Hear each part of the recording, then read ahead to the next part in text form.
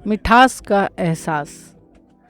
New York की गगनचुंबी इमारतें और चमकती रोशनी क्या किसी के चरित्र की मिठास को कड़वाहट में बदल सकती है? आज की कहानी है आर्यन की, एक ऐसा भारतीय सॉफ्टवेयर आर्किटेक्ट जिसे उसकी काबिलियत के लिए नहीं बल्कि उसके लहजे और रंग के आधार पर परखा गया।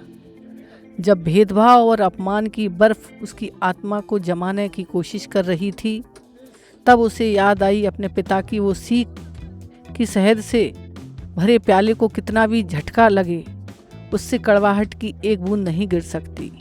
आइए देखते हैं कैसे न्यूयॉर्क के कंक्रीट के जंगल में एक भारतीय संस्कारों की जीत हुई।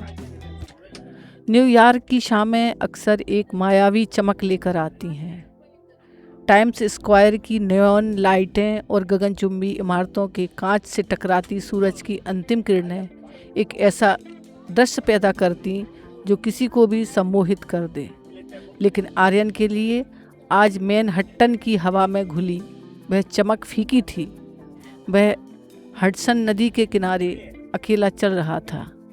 बर्फीली हवाएं उसके ओवरकोट की परतों को भेद कर उसके भीतर की जकड़ रही थीं, लेकिन उसके भीतर जो टीस थी वह किसी भी बाहरी ठंड से कहीं अधिक तीखी और गहरी थी। आर्यन एक सॉफ्टवेयर आर्किटेक्ट था, एक ऐसा पेशा जहां तर्क और डेटा का राज होता है।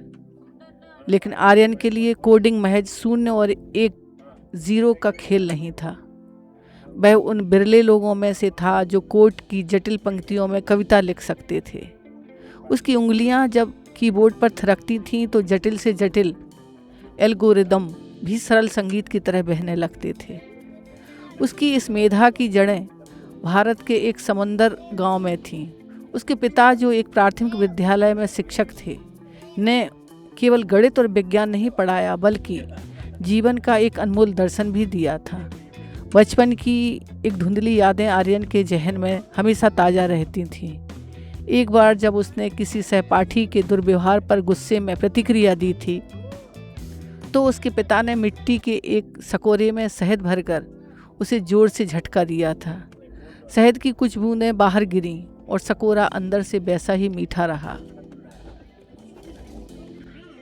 पिता ने कहा था, बेटा, मिठास से भरे प्याले को दुनिया कितना भी झटका दे, उससे कड़वाहट की एक भी बूंद नहीं गिर सकती। अगर गिरती है तो समझना कि प्याले में मिठास नहीं, जहर भरा था। आज न्यूयॉर्क की इस विशाल मशीनरी के बीच आर्यन के चरित्र के उसी प्याले को एक बहुत क्रूर झटका लगा था। आर्यन पिछले 5 वर्षों से ग्लोबल टेक सॉल्यूशन नामक एक प्रतिष्ठित फर्म में कार्य करता था। एक सीनियर डेवलपर के रूप में उसकी ख्याति एक ऐसे संकट मोचक की थी जो उन समस्याओं को सुलझा देता था जहां बड़े बड़े विशेषज्ञ हार मान लेते। पिछले 2 सालों से वह अपनी कंपनी के सबसे महत्वाकांक्षी प्रोजेक्ट फिनिक्स पर दिन रात एक कर रहा था। प्रोजेक्ट फिनिक्स एक क्लाउड आधारित AI इंजन था जिसे दुनिया भर के वित्तीय लेन देन को सुरक्षित करना था। आर्यन इसके लिए एक डिस्ट्रीब्यूटर लेजर सिस्टम तैयार कर रहा था जो अभेद्य था। उसने कई रातें ऑफिस की डेस्क पर ही निकाली, केवल पिज़्ज़ा और ठंडी कॉफ़ी के सहारे। उसे पूरा विश्वास था कि जब इस प्रोजेक्ट के लिए प्रोजेक्ट डायरेक्टर और टीम लीडर की घोषणा होगी तो उसका नाम सबसे ऊपर होगा। लेकिन कल की मीटिंग ने सब कुछ बदल दिया। कॉन्फ्रेंस रूम में जब मिस्टर स्मिथ ने नाम की घोषणा की तो आर्यन सन्न रह गया। टीम लीडर के रूप में मार्क का नाम पुकारा गया। मार्क, जो एक अमेरिकी नागरिक था जिसका टेक्निक अनुभव आर्यन के मुकाबले आधा भी नहीं था। मार्क के पास शब्दों का जादू था। वह प्रेजेंटेशन अच्छी देता था और लंच ब्रेक में मिस्टर स्मिथ के साथ गोल्फ और बेसबॉल पर घंटों गप्पे मार सकता था। लेकिन जब कोड में बग आता तो वह मार्क ही होता था जो सबसे पहले आर्यन के केबिन में मदद मांगने दौड़ता था। आर्यन ने जब एकांत में मिस्टर स्मिथ से इसका कारण पूछा तो स्मिथ का चेहरा भाव शून्य था। उन्होंने अपनी कुर्सी पर पीछे की ओर झुकते हुए कहा, आर्यन, देखो, तकनीक के रूप में तुम जीनियस हो, इसमें कोई शक नहीं, लेकिन लीडरशिप के लिए सांस्कृतिक अनुकूलता भी देखनी पड़ती है। क्लाइंट्स चाहते हैं कि उनका लीडर ऐसा हो जो जो उनको इस तरह सोचे, उन्हीं की तरह बोले। तुम्हारी अंग्रेजी का वह भारतीय लहजा और तुम्हारा वह शांत थोड़ा संकोची भारतीय अंदाज शायद हमारे ग्लोबल क्लाइंट के साथ उस तरह क्लिक ना करे, ऐसा मार्क करता था। एक शिक्षित सुसंस्कृत कहे जाने वाले व्यक्ति द्वारा किया गया नक्सील हमला था, जिसे पेशेवर राय के रेशमी पर्दे में लपेटा गया था। स्मिथ ने सीधे तौर पर कह दिया था कि आर्यन की प्रतिभा, उसकी मेहनत, उसका समर्पण उसकी त्वचा के रंग और लहजे के सामने बौने हैं। ऑफिस से निकलने के बाद आर्यन का मन भारी था। उसे लगा जैसे उसकी सालों की मेहनत को एक पल में नकार दिया गया हो, क्योंकि वह उनके जैसा नहीं दिखता था। वह मैनहट्टन के एक छोटे से कैफ़े में जाकर बैठ गया। उसने एक मसाला चाय का ऑर्डर दिया, वही चाय जो उसे अपनी जड़ों से जोड़े रखती थी। उसके पास वाली मेज पर 3-4 स्थानीय युवक बैठे थे जो जोर जोर से हंस रहे थे और शराब के नशे में धुत लग रहे थे। उनमें से एक आर्यन की ओर देखा और फुसफुसाकर बोलने लगा, देखो, एक और करी बॉय हमारे देश की नौकरी खाने आ गया। उनकी हंसी में एक अजीब सी नफरत थी। जब वे उठकर जाने लगे तो उनमें से एक ने जानबूझकर आर्यन की मेज को इतनी जोर से धक्का दिया कि उसकी चाय झलक गई। आर्यन का लैपटॉप मेज पर ही था। चाय की गर्म बूंदें उसके कीबोर्ड के पास गिरीं। वह लड़का रुका नहीं, बल्कि मुड़कर एक कुटिल मुस्कान के साथ बोला, सॉरी, तुम लोगों को तो गंदगी की आदत होगी ना। आर्यन के भीतर एक ज्वालामुखी सा फटा। उसके हाथ की मुट्ठियां भिंच गईं। उसका मन किया कि वह उस लड़के का कॉलर पकड़े और उसे बताए कि वह जिसे गंदगी कह रहा है वह उस देश से आता है जिसने दुनिया को शून्य दिया, जिसने गणना करना सिखाया। उसका मन हुआ कि वह अगले ही पल मिस्टर स्मिथ को अपना इस्तीफा भेज दे और उन्हें बता दे कि वे अपने संकीर्ण सोच के साथ अपना प्रोजेक्ट खुद संभालें।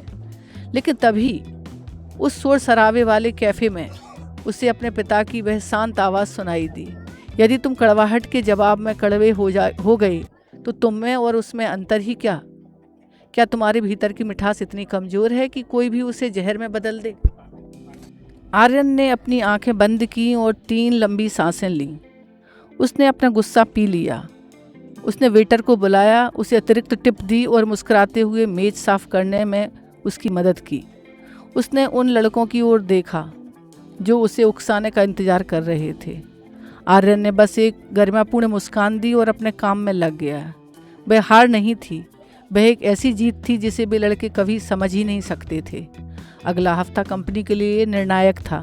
प्रोजेक्ट फिनिक्स को वॉल स्ट्रीट बड़े निवेशक के सामने पेश किया जाना था। मार्क, जिसे अब लीडर का पद मिल चुका था, पूरी तरह से सुर्खियों में था। लेकिन समस्या थी, मार्क को सिस्टम की गहराई का ज्ञान नहीं था। उसने आर्यन द्वारा बनाए गए आर्किटेक्चर में अपनी प्रतिभा दिखाने के चक्कर में कुछ बदलाव कर दिए थे ताकि वह उसे पूरी तरह अमेरिकी डिज़ाइन कह सके। लॉन्च से ठीक 24 घंटे पहले पूरा सिस्टम क्रैश हो गया। स्क्रीन पर लाल रंग के एरर संदेश तैरने लगे। करोड़ों डॉलर का निवेश दांव पर था। यदि अगले कुछ घंटों में सिस्टम ठीक नहीं होता तो कंपनी की साख मिट्टी में मिल जाती। मार्क के हाथ पांव फूल गए। उसने अपनी टीम पर चिल्लाना शुरू किया, लेकिन कोई समाधान ही नहीं निकला। मिस्टर स्मिथ के चेहरे का रंग उड़ गया था। वे जानते थे कि अब केवल एक ही व्यक्ति है जो इस डूबते जहाज को बचा सकता है। स्मिथ झिझकते हुए आर्यन के केबिन में आए। उन्हें लगा था कि आर्यन शायद अब इनकार कर देगा। शायद वह कहेगा मार्क लीडर है, उसे करने दीजिए, या शायद वह अपनी अनदेखी का बदला लेने के लिए प्रमोशन की सौदेबाजी करेगा। लेकिन जब स्मिथ ने अंदर कदम रखा तो उन्होंने देखा कि आर्यन पहले से ही कोड देख रहा था। स्मिथ ने धीमी आवाज़ में कहा, आर्यन, हमें तुम्हारी ज़रूरत है। मार्क से गलती हो गई। अगर यह ठीक नहीं हुआ तो सब कुछ खत्म हो जाएगा। आर्यन उठा। उसने ना तो कोई व्यंग किया और ना ही अपनी पिछली उपेक्षा का जिक्र किया। उसने बस इतना कहा, सर, यह प्रोजेक्ट मेरी मेहनत का हिस्सा है, मैं इसे फेल होते नहीं देख सकता। आर्यन ने कमान संभाली। अगले 18 घंटे तक उसने पलक तक नहीं झपकाई। वह केवल एक सीनियर डेवलपर नहीं बल्कि एक सेनापति की तरह काम पर करने लगा। मार्क ने मेमोरी यूजेस को कम करने के चक्कर में डेटाबेस के लॉक्स हटा दिए थे, जिससे डेडलॉक की स्थिति पैदा हो गई थी। आर्यन ने रातों रात पूरे आर्किटेक्चर को फिर से व्यवस्थित किया। उसने हजारों लाइनों के कोड को स्कैन किया। उसने एज केसेस की पहचान को जहां सिस्टम क्रैश हो रहा था। सबसे बड़ी बात यह थी, उसने मार्क को नीचा नहीं दिखाया। उसने मार्क को साथ बैठाया और उसे समझाया कि गलती कहाँ हुई। उसने पूरी टीम का मनोबल बढ़ाया और उस समय पूरी तरह टूट चुका था। ऑफिस में काफ़ी मशीनें लगातार चल रही थीं। तनाव इतना था कि उसे छुआ जा सकता था, लेकिन आर्यन शांत था। उसका चेहरा एक योगी की तरह स्थिर था। वह कोडिंग नहीं कर रहा था, वह जैसे कोई साधना कर रहा हो। अगली सुबह जब न्यूयॉर्क के आसमान में सूरज की पहली सुनहरी किरणें खिड़की से अंदर आईं, आर्यन ने आखिरी इंटर बटन दबाया। सिस्टम फिर से जीवित हो उठा। प्रोजेक्ट फिनिश ना केवल ठीक हो गया, बल्कि वह पहले से कहीं ज़्यादा तेज और सुरक्षित था। लॉन्च एक अभूतपूर्व सफलता थी। निवेशकों ने खड़े होकर तालियां बजाईं। मार्क को मंच पर जाना था, लेकिन उसने पीछे हटकर आर्यन का हाथ पकड़ा और उसे आगे कर दिया। मार्क की आंखों में नई तरह की शर्मिंदगी और सम्मान था। सफलता के जश्न के बाद जब सब जा चुके थे तो मिस्टर स्मिथ ने आर्यन को अपने ऑफिस में बुलाया।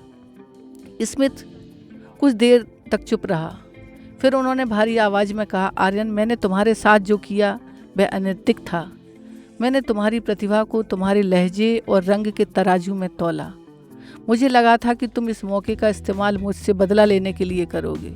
मुझे लगा था तुम कड़वाहट से भर गए होगे, लेकिन तुमने जो किया उसने मेरी आंखें खोल दी। आर्यन ने खिड़की से बाहर चमकते मैनहट्टन को देखा और फिर स्मिथ की ओर मुड़कर बहुत ही विनम्रता से कहा, सर, मेरे पिता ने मुझे एक बात सिखाई थी। मिठास से भरे प्याले को कितना भी झटका लगे, उससे कड़वाहट की एक भी बूंद नहीं गिर सकती। आपने मुझे झटका दिया, उससे मेरे भीतर की कड़वाहट नहीं बल्कि मिठास बाहर आई, जो मेरे संस्कारों ने मुझे दी थी। मेरा काम मेरी पहचान है और मेरा व्यवहार मेरी परवरिश। यदि मैं आपसे भेदभाव का जवाब नफरत से देता तो मैं अपनी प्रतिभा और अपने देश दोनों का अपमान करता। स्मिथ के पास कहने को शब्द नहीं थे।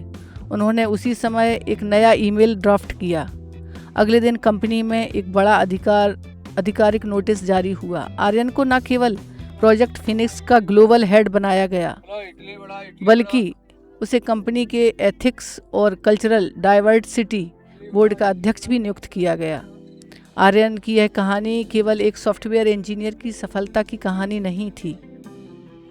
यह उस भारतीय दर्शन की जीत है जो सिखाता है कि बाहरी परिस्थितियां हमारे आचरण को नियंत्रित नहीं करनी चाहिए।